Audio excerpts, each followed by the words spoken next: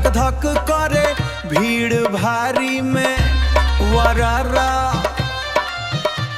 कमरिया हिले जैसे नागिन के चाल, देख के लइका हो जाए बेहाल।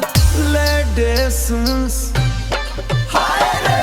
डीजे पे बाजे ओ धिनचक धिनचक, नाच के कर दे सबका हिला झटका बस। बराती बोले आवाज बढ़ावा डीजे, आजू ना रुके कोई, आजू ना रुके कोई, खुल के नाचावा डीजे।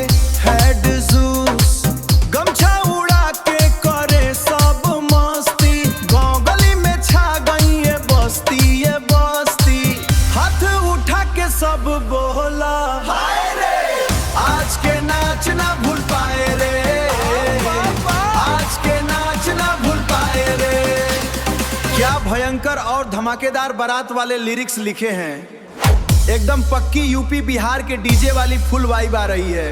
हइटुआ धिनचक धिनचक और गमछा उड़ा के वाले हिस्से तो पक्का डांस फ्लोर पर आग लगा देंगे।